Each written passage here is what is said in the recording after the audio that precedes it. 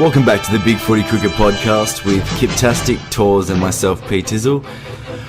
Tonight we'll be talking about our highlights for the winter's cricket, and we'll be talking about Australia's squad with a view towards looking towards World Cup, and we'll be talking about the Zimbabwe Twice series and the standouts from the first game in that series.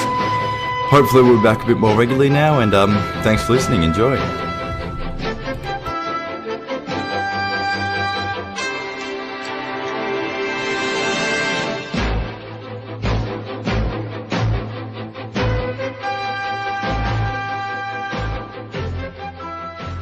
So for those of you who only follow the Australian cricket team, it's been a nice 6 months off. But for us cricket tragics here at the Cricket Podcast, and of course who populate the boards through the Australian winter, it has actually been quite an interesting winter's cricket, with lots of great performances all around the world. We're just going to have a little talk about what we really enjoyed from the winter's cricket. Torz, we'll start with you. What did you find to be the most interesting or the most enjoyable cricket that you saw over the winter?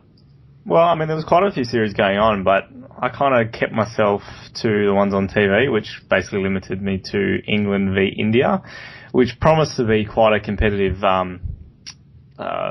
test series. And going by the start, there was a draw, and then India managed to win a game overseas, which everyone was shocked by.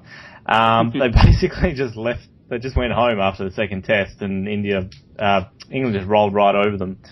Pretty much the normal culprits, Anderson and Broad taking most of the wickets, and just with their revolving door of third and fourth seamers, India made them look kind of better than they were. So hopefully we see a few of them in the next Ashes series. Well, that's really it. You don't really have, because of India's poor form, you can't say, all right, we know, especially their bowling line, we can't say we know what England's bowling lineup's going to be other than Anderson and Broad, really. Yeah, I mean, they all sort of had glimpses of, he could be the guy that cements that spot, but then they'd have one good spell and they'd be back to sort of bowling rubbish again. Plunkett sort of coming from the Sri Lankan series, I think people thought he had it sewn up, and then he kind of looked a bit wayward, a bit unthreatening at times, and he was dropped, and they brought in Wokes, who they seem to have a fascination about. So I thought Plunkett got injured. Was he injured? I think so, but I think that might help his cause, because I agree with you. He's probably not. He doesn't seem great, but even though he did get in, he probably did get injured. I'm just misremembering that, but I think they were keen to probably try, all through the tests when Plunkett was playing, they were still mentioning Chris Jordan every second over, when's he going to get a chance, and the same with Wokes. Yeah, Wokes just seems to me like that mid-90s, early 2000s English all-rounder who can't quite bat and can't quite bowl, but, he tries real hard, and, England are just looking for someone to do a bit of a job. He's a lesser Jimmy Neesham, which is not a good thing. Hey, don't bag Neesham. I like Neesham, but the bowling is similar, especially. I think it's just so ineffective and wide poo, but Neesham's a better bat. One of the other things I sort of took out of it was, you kind of feel with Graham Swan, while not as good as Warne was, his departure, you might see that constant rotation of spin bowlers while they try and find someone who's even half as good. In this series, they tended to go with a part-time option in Moeen Ali, who far exceeded expectations. Do you think it's sort of a bit of a one-hit series? I mean, it's a pretty good effort against a team that's noted for playing spin well, but do you think they'll get the likes of Borthwick and others back in soon?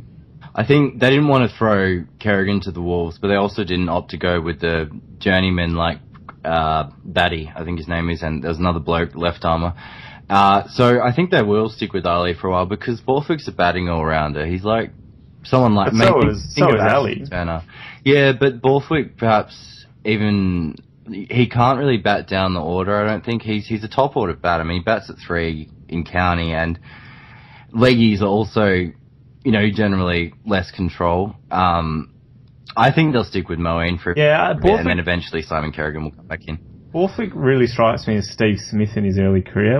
Because he can bowl leg spin, they wanted that to be his main trait, but he's probably going to end up being a better batsman. Probably not to the level of Smith, but still. You know what it's like, Torz. I mean, if you can land leggies, even if you're a batsman, they'll want you to bowl. Yeah. Even if it's 1 out of 10, Yeah. One's usually some brilliant ball that spins past the edge. Looks like it's impressive to watch. I agree. I mean, as long as, whilst Monty Panesar still continues to piss his career up the wall, literally, I think we're going to see a lot more of Moeen Ali, and he probably is going to make it to the Ashes, I'd say, at the very least. Unless, barring catastrophe, I guess. Anything else that really caught your fancy, Torz, other than in the England-India series? No, to be honest, I haven't really followed some of the other series. I mean, Pakistan, Sri Lanka, they seem to be always playing, so it kind of blends into one. But have you guys followed any of their series? I've been taking a close look at Sri Lanka. I really like the way they go about it. I've been following Sri Lanka for the last few months. I really like the way that they go about it, as you do. Particularly with Matthews leading, and I find it interesting in that transition period and whether they handle it well. They seem to have got the stage or the step-by-step retirements going well. We've had Dilshan go from the Test team. Jaya Warden has just retired. Sangakkara is still going, but you can't see him going on for too much longer, although it seems like he's much more of a run-hungry batsman than maybe Jaya Warden was, so he may want to continue. But it's interesting to see where that team's going to go and whether those new players coming through are going to match up to what's come before them. But with Matthews leading in the way that he's batting at the moment, they're always going to be competitive, I feel, with him in the lineup, as well as, say, a Rangana Herath, although he's quite old as well. Yep. So was there any standout performance from that? I know Herath, there was a lot of articles going around that he took 9 for in one innings and I think 14 for the match. Yeah, that was in the last Pakistan test. So that was probably the best bowling we've seen. Obviously, there was the England test, which were both nail-biters going down to the last over with, England not being able to get that wicket right at the end there with the review, and then second last ball for Sri Lanka in the next test, getting Jimmy Anderson out. It was a great test series, and really they deserved the 5 tests compared to India, who probably only deserved 2. But Matthews' knock in that second innings, in the second test in England, was just outstanding. Was probably, I know a lot of people will think England losing to is probably the lowest point, but just seeing Cook have no idea what to do as Matthews flayed them around the park. That was just an outstanding innings and one of the best I've seen for a long time, since probably Clark's in South Africa earlier this year. And you've got to mention the rain game as well with Matthews, I think. Yeah, sorry. The first Pakistan test, so when they're chasing 99 and they get it, and then literally a second after he hits the winning run, the rain pours down. And that was amazing, because they were checking for light, and they were constantly trying to slow it down, and then Matthews, it was like literally if he hadn't done it that ball, that would have been it. It would have been a draw. Oh, and yeah. That just shows that was just his character the whole winter, really. It was just, yeah. And I mean, that's basically their amazing Adelaide, which we took to calling Glorious Gaul, which I think fits well. I think it's appropriate. And hopefully it should catch on. I think the equivalent of the Channel 9 marketing department should get on and release a DVD on that and constantly refer to it, and it'll come up every rain break that there is in Sri Lankan cricket from now on, if they're smart. Don't worry, they're working on the memorabilia as we speak. Yeah. $500 and you get some of the rain that came down just after. Way darker.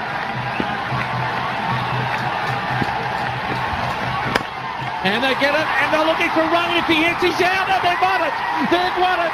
Sri Lanka have won an amazing cricket match, an amazing game of cricket. While we're on Sri Lanka, I guess I'll bring up mine, which is, I've got a couple, but they're both batsmen, and they're both basically models of consistency. I mean, Kumar Sangakkara this year, I'm choosing to exclude his 319 and 105 against Bangladesh because it's Bangladesh and it was also in February. But he's averaged 69.75 after that in 3 series and scored a double hundred and, a 100 but mostly he's just constantly scored 50s and he's constantly hung around or sped up depending on what they've needed. And Yeah, he just looks as good as he ever has. And with Jayawardene leaving, I think it's a real boon for Sri Lanka. It's pretty incredible how he's batting at his age, and he's still going as strong as that. And his average, continues to rise.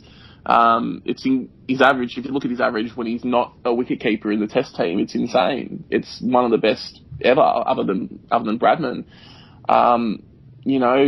It's really legitimate to start talking about him in the same bracket as, Lara and Tendulkar and Ponting and Callis and all these players, because he's proven all over the world.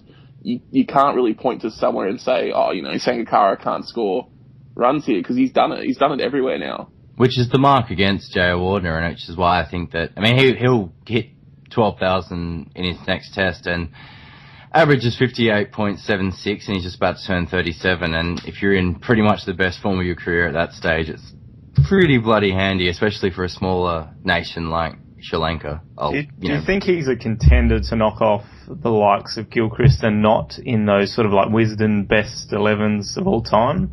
Well, it'd be like picking Matthew Pavlich as a fullback, in the North Australian side. And there's precedence there. I think, well, you said, Kip, we've said in the past that he would be, if you needed a keeper, that you wanted someone to score runs, you could squeeze him in, kind of thing. Oh, definitely. He was always a pretty good keeper anyway. He's got it all. You pick the guy. It does come down to those two. Do you pick the guy who kept all that time and scored those amazing hundreds, or do you pick the guy who kept for the first third of his career and then became this great batsman? Even though did he stop keeping because of his age and that, or is it more so to usher in the new sort of generation? I think it was to get the focus on his batting as well, probably. Dick Weller and is it Thiriman or Chandimal? I can't remember who kept Chandimal. Yeah, and I'm pretty sure that Prasanna Jayawardene for a long time. He dropped the keeping a long time ago to Prasanna Jayawardene, who was probably about the same age as Sangakkara. So I don't think it was a youth thing. I think it was more that they were, looking to get the most out of his batting. Jayawardene is he's very much a wicketkeeper first, batsman second though. He's quite a quality wicketkeeper who's probably, just in as sort of just going as a batsman. I think Stanger's keeping is a lot like de Villiers in that he'll do it if necessary, but preferably wouldn't because he's so useful otherwise. It seems to free him up more, if that makes sense. De Villiers is one that you wouldn't mind having in sort of like cover point or in close, getting run-outs. And he can bowl a bit too.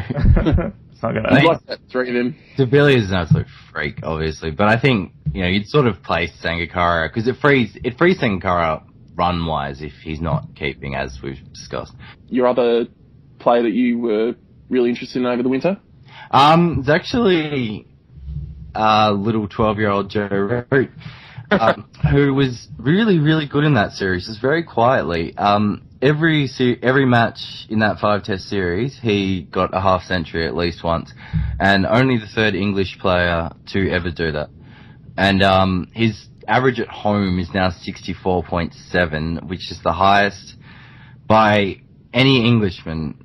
So that's pretty impressive. Obviously he has quite a long time ahead of him, but and he has to perform away from home a bit better. But I was actually really surprised that he performed that well, and I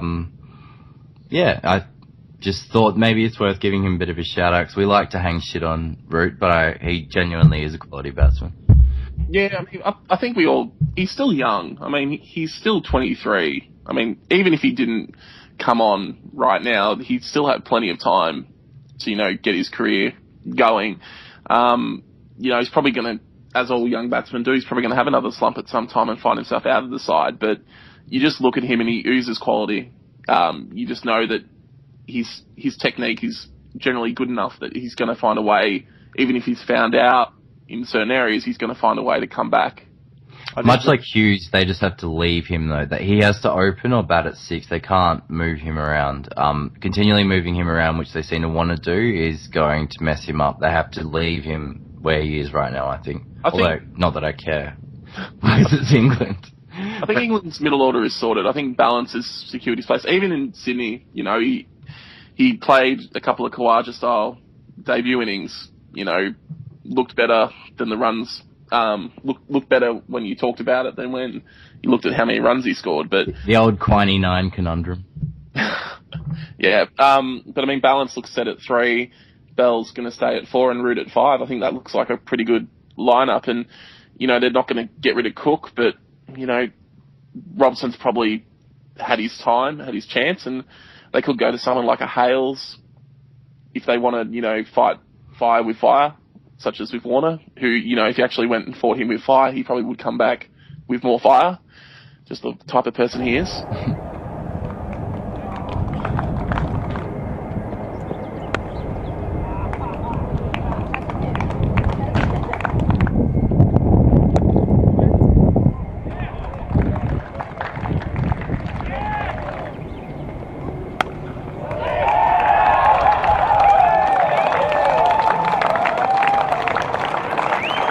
200 for Phillip Hughes. From 151 deliveries,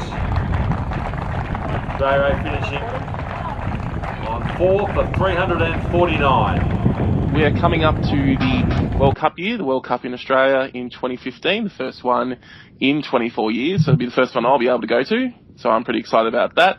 And, of course, this actually starts to provide some context for all the one-day cricket that's played.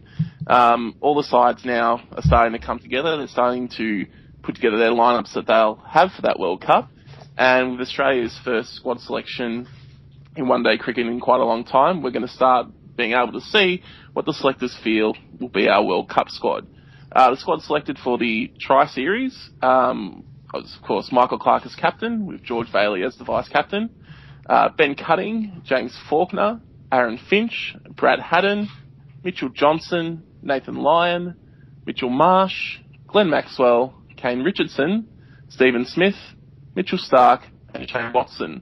Now, the big news coming out of the initial selection was the omission of Phil Hughes, but he's managed to roll the ball under Shane Watson's ankle and found himself a late spot, even though he wasn't selected for the first game. Looking ahead, it's an interesting squad.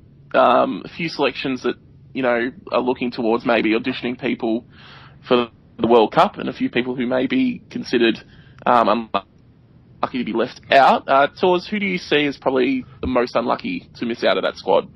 I don't think anyone was necessarily unlucky to miss out. I think Hughes was the main one based on his form in the A series, where he averaged over 110 in one and 70 in the other.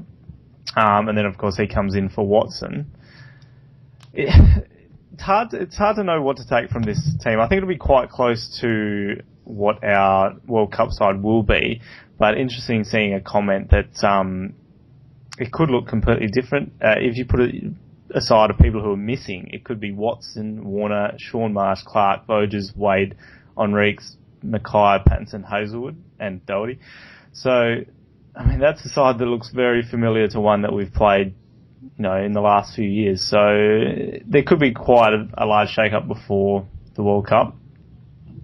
I definitely think that the two, other than Hughes, who eventually got selected, that you would have said, based on their how much cricket they've played over the last couple of years, is probably Clint Mackay and Xavier Doherty, who've been mainstays of the one-day side and intermittent members of the test side, to some people's chagrin. Do you think they're well down the pecking order, or do you think that the selectors feel that they know what these guys are going to provide and they want to see what someone else can do, whether it can be a better job? Well, whether or not they are, and if I think they should be, Doherty shouldn't be in the team, personally. Mackay, I mean, it's pretty harsh because he's rated, I think he's still in the top 10 ODI rankings, but so is Lon Marbo Sotsobi, so I could see him come back if they choose to sort of balance their attack from sort of going all pace, which they tend to do in World Cups for some reason. Other than that, I mean, I actually quite like the team that we've sent over for this Tri-Series. It's sort of, I don't really have too many complaints with it, besides probably picking too many all-rounders. I think Faulkner, while his batting's been quite good, his bowling, which is predominantly his role, probably hasn't been as good over the last 12 months. I'd agree with that. I think he's definitely getting by on his batting. And his batting heroics as guy to save us, but his bowling is definitely not very threatening, and he's not keeping the runs down, which is probably his role, given we have Johnson and Stark as the strike bowlers. We need someone who's going to be able to, 10 overs for 45 or something like that, and he's not providing that at the moment. Well, because he doesn't do a heap with it, and he doesn't have a heap of pace, but he still tries to bowl like he's a strike bowler, if that makes sense. I don't think he has the tools to do it. And so he needs to become a top 6 bat or a top 3 seamer. I don't know what it is about his slower ball that's really gotten worse over the last few years. It's just... He used to have a brilliant one, didn't he? It just it used to be because the key with the back of the hand slow ball is to really get it to sort of loop and drop, but it kind of comes out just at the same pace almost, or very flat where it doesn't sort of cause him too much trouble. Occasionally he'll get it to grip if he sort of bowls it as a googly, but I don't know. I haven't seen him take a wicket with it for a long time. Does he bowl a cutter, or is it a back of the hand? Well, everything. What's out of the back is his slow ball. Every other ball is a cutter because the seam's never upright. What do you think Ben Cutting's in the squad for? His batting or his bowling? Because he seems to be like another Faulkner style, where his batting is, he started as a bowler, but his batting seems to have come on. I mean, the Ryobi Cup last year, where he smashed everything against Victoria, was insane. I think they still see him as a bowler, even though we see him as a batsman. I think most people who watch enough cricket can see he's a better batsman than bowler. But I think from a selection standpoint, he's still being picked to bowl more so. But he's kind of competing for that same spot. I don't think you couldn't have both of them in the same side. They're both bat at 8, you'd assume. And I think you're right. I think we would recognise that his batting is probably a higher quality, but realistically, we know that Cricket Australia will be looking at him as a bowler, and as a bowler, he's nothing special. So, do you think they may be looking at, because it is in Australia, that he can, if there's bouncy, quick pitches, that he might be able to play a sort of stronger role with his bowling, and then his batting will be it'll be useful, but he'll be able to sort of fill more of a permanent role as a bowler and won't be taking up a batting spot? I think he'll just be purely backup, to be honest. I can't see him trumping anyone unless he suddenly hits a purple patch.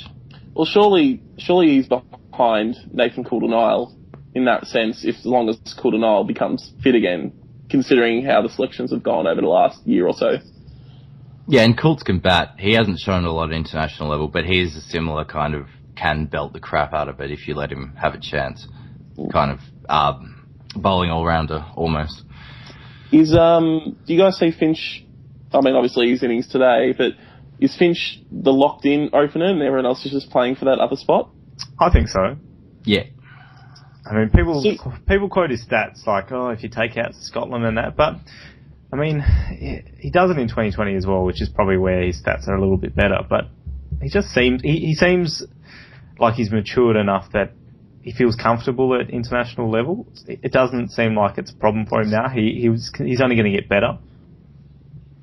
Yeah. So, given that, we've probably got 3 options, considering they stopped playing Watson as that opener, which personally I think he should be the opener because it gives the flexibility in the middle order to have a Steve Smith in there along with middle order batsman. But is it out of Hughes, Marsh and Warner to partner Finch in that World Cup?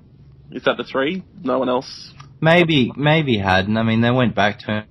I think that he did do it last World Cup, Haddon, didn't he? Yeah. Yeah, and I wouldn't rule that out. I honestly think he might be more of a chance than Marsh. I'm still not totally convinced by Warner personally, so I reckon, it is still fairly open. So putting your integrity on the line in your cricketing mouse, who do you guys... if first game of the World Cup, who's opening with Finch? One word answer. Warner. Hughes. But I wouldn't be... Are you asking who we think or who we want? Who do you think they'll select? I know. I think we can. Who will that? They'll select Warner. I just think it doesn't matter how bad he does in one-day cricket. He'll just keep getting picked.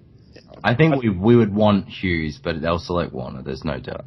I agree with that. I think that's the way they're going to go. Finally, I don't know how this has come about, but with Shane Watson's injury and Mitch Marsh being selected and being picked to bat 3, some people, I don't know where they're getting this from, seem to think that Shane Watson is not going to be selected for the World Cup. Now, I want to get it. What would you be talking about, Kip? I want to get this straight out. Watson is guaranteed the World Cup spot, barring injury. He will be there the whole thing. There is no way they're going to drop Shane Watson, who's probably our best one-day batsman, for Mitchell Marsh, who has not proven anything at this level yet, except he can hit Zimbabwe around a bit. Let's stop the discussion once and for all. Watson will bat at 3 in the World Cup. End of story. There is no discussion. But to be totally honest, if you look at his stats over the last 3 years, then... Well, if you take a certain period of time and you take out the dead matches and, live matches, he doesn't score that many runs, apparently, in Test cricket. I'm trying to think of the kind of comeback that you would get from that, the sort of leading question comeback constantly. Do you think 28 average is good enough for number 6? So, do you think if Mitch keeps going well in this tournament that he might still find a spot in the team? Or do you think, he's just gone once Watson comes back? It's actually very interesting because he batted really well in that first game. It's Zimbabwe, but he looked comfortable for once. Well, I got shot down when I said he shouldn't have been batting at 3, and I think he was at about 65 not out at the time. So it was a bit hard to convince people, but I think long term that's not his spot. I think Smith probably should be batting there ahead of Mitch in this series with Clark out. Just Smith seems like the sort of guy who can turn the strike over a lot better and just accelerate his innings as he goes on. Where do you like Mitch? I don't know. He's a hard one because he plays better with the pace coming on, so you kind of want him up higher. But and I think he's probably not as strong against spin like most Australians. But I think he still has to probably slot in around 6. What do you reckon about giving him a crack opening against Zimbabwe? Second game. I don't think we need more opening options. That's the problem. We're already trying to fit 4 into one spot. I don't think sort of adding Marsh to that's going to help us. Hypothetically, do you think that he would succeed at that? I mean, he probably would because it's Zimbabwe. But do you think he has the? I mean, I guess from what you've said, I don't think it's much difference to opening at that stage. Yeah, I don't think 7 or 8 years ago people would have said you're going to open in one-day cricket with Shane Watson, but he did it well for 3 or 4 years. Is probably one of the best in the world at it. So, and Mitch Marsh bats similarly in that he can whack the ball a fair way. So I definitely think he is an option there in the future, just not for this World Cup. So I want to bring up Nathan Lyon. He was a little bit of a surprise selection for this series because he hasn't really been looked at as a limited overs bowler. He got a couple of wickets, but he also went for a fair bit of tap in the first game against Zimbabwe. It's going for 9 or so the first few overs, wasn't it? I think it was about 42 for 2 off 7 overs, just off the top of my head, but which is far too expensive against Zimbabwe, let alone any team. I still kind of expected that he might get the whole series and just see how he goes, but they've dropped him after 1. I'm sure he'll come back, but do you think that's a really bad sign for him leading up to the World Cup? He hasn't played a lot of short form cricket in the last few years, so he probably needs some time to get into that. And if we weren't playing Pakistan and UAE at the same time, you'd want him to get a full season with South Australia for the Rugby Cup to see how he goes. But I mean, if you don't go with Lyon and you don't want to go with Doherty, who else is there? I can't. Steve Smith took 3 for 16. I mean, if you're looking for that specialist spinner to have in the squad, and you don't go with Doherty because you don't rate him, and Lyon can't show that he can be controlling, who do you go with? Is there anyone else who's ready to fill that role? I reckon. Sorry, you want to go? I was just saying, I think in Australia, we won't pick a frontline spinner. I think we'll pick 4 quicks and Maxwell. And Smith. Or even five quicks with all-rounders coming to play. Maxwell and Smith. Maxwell Smith can bowl 7 or 8. Smith can bowl 2 or 3, depending on what's happening. That's not even counting Finch's 10. Well, when he's captain, Finch is obviously the frontline spinner, but that's not happening just yet. So, as I pointed out, he was listed second by the commentators after Lyon as in our spin lineup. Slip them a 20. I'm still waiting for the day when Finch can play when there's a rev meter in place, because I think if it could go backwards, it would. Does it go in at negatives? He'd find a way. He'd find a way. Oh, boy. He's bringing back the nude ball, older Finchy. So we played our first game in the Zimbabwe Triangular Series at Harare Sports Club, and unsurprisingly, we set Zimbabwe a huge total of 350. We actually started off slow-ish, given the opposition, nudged it round a bit, Finch and Haddon, but eventually, thanks to Marsh and Maxwell belting the crap out of it, we got to 350, and Johnson broke a window, and then, unsurprisingly, we had them all out in under 40 overs and nearly won by 200 runs. Best performers with the bat were Maxwell, 93 off 46, still can't get that century, and Marsh, 89 off 83. Best with the ball was the legend Steve Smith, 3 for 16, and Nathan Lyon took 2 for 42, and Stark took 2 for 23. Hamilton M top scored for Zimbabwe with 70 runs off 91 balls, put up a bit of resistance, and that was about it, to be honest. Raza maybe a little bit as well. And their bowlers all went for a heap except for the Prosper Utsaya, who is currently under investigation for throwing. So, what do we take out of that game, if anything? Maxwell likes to belt rubbish around the park. Get ready for a broken fucking window. I don't think he's that picky on rubbish or good balls. He just goes after everything. He is so funny to watch, but I do not believe that he pulls off some of the stuff he tries. That 80-meter reverse sweep that went flat for. And that was after he'd missed 2 or 3 attempts in a row, and you think, just put it away. Just put it away, and then he just nails 100 metres. And the commentator's so shocked that he managed to actually nail it and hit it for 6. But no, it's really good that he is actually continuing the form, because he's very entertaining, you know. I'm surprised he didn't get a bowl, actually. I mean, I don't think we learnt anything from this, other than maybe, Mitch Marsh can build in innings. Everything else, Finch scored a half century, Haddon did alright as an opener, but probably a bit slow. Smith and Faulkner had to come in and swing from the hip and couldn't do it. This time, the bowlers, there's nothing surprising about the bowlers. Richardson didn't impress all that much. Lyon was expensive at times. There's not really much you can take out of this game. It's really more of just let's start getting some competitive cricket into the side and see how they mesh.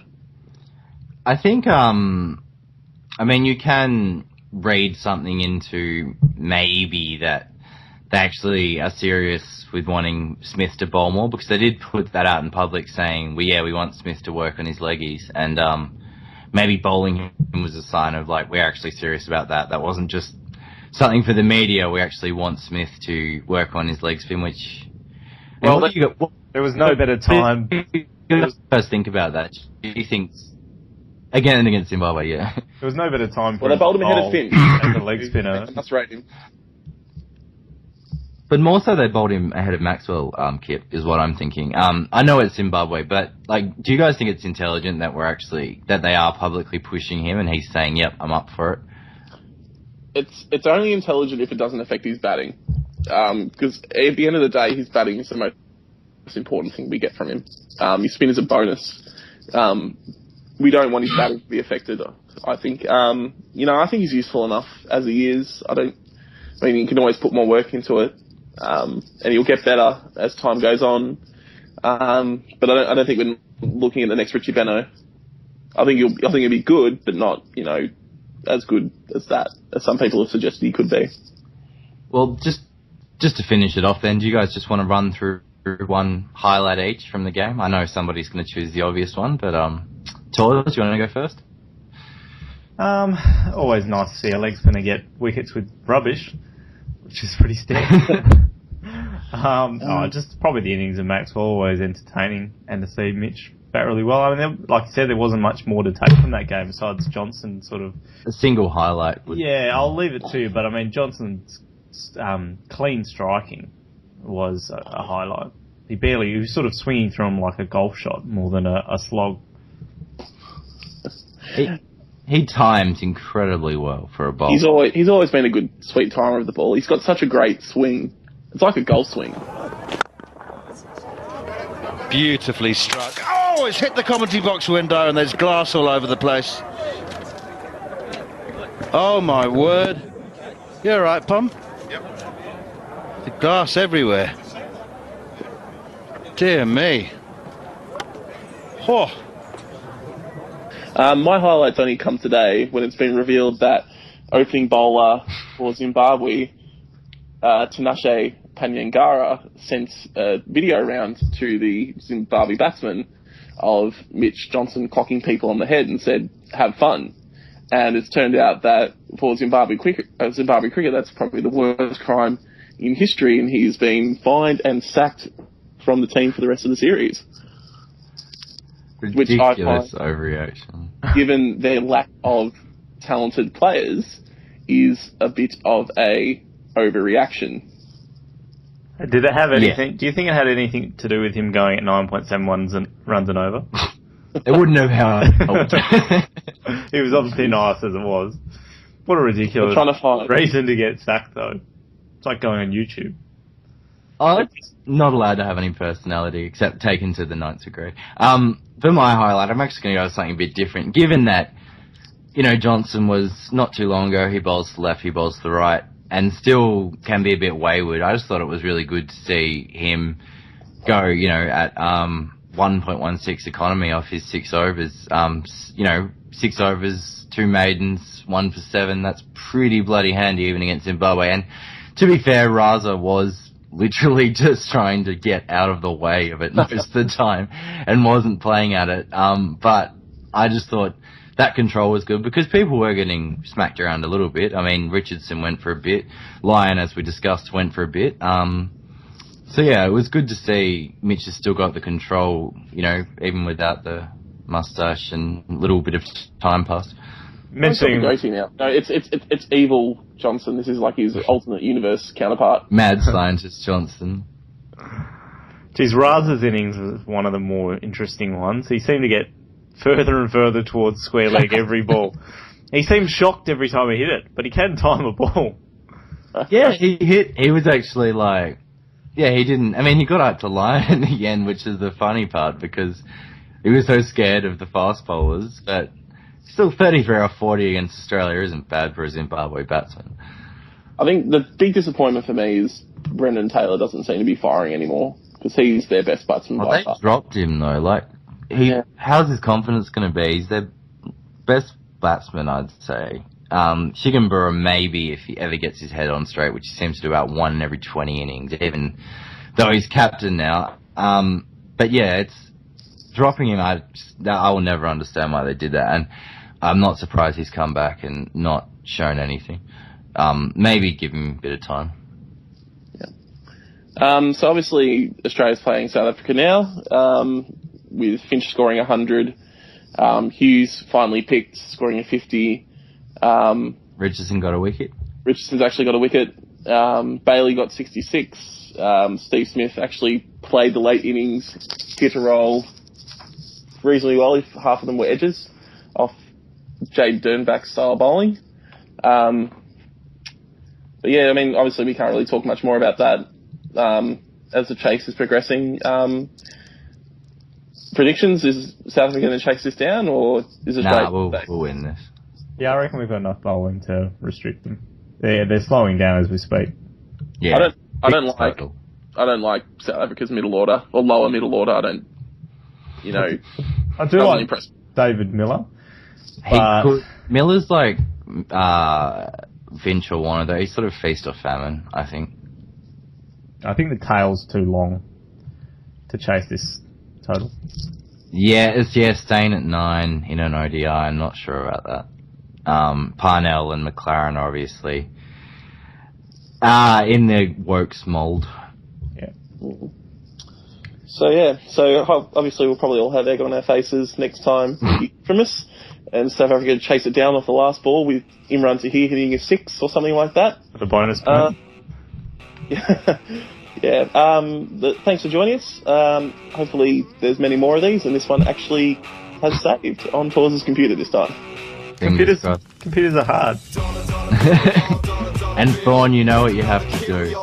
Do it again. You're right the first time. Hey guys. There you go.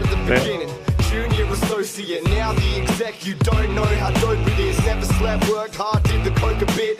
That was way back, got stacks now. I'm loaded kid, loaded kid. Mine. I won't name names, but they gave me the